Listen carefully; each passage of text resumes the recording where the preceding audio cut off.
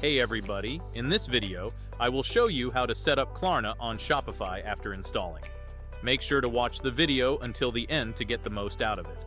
So to do this, all you have to do is simply open your Shopify account and then go to Settings. From here, look for Payments, and from there, you can add Klarna to your current payment methods.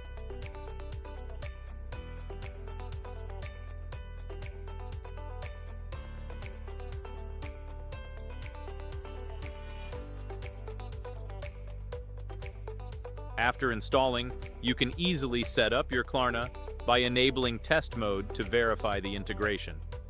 Then, test a purchase to ensure Klarna works properly, and finally, disable test mode when you're ready to go live. So, that is it for this video.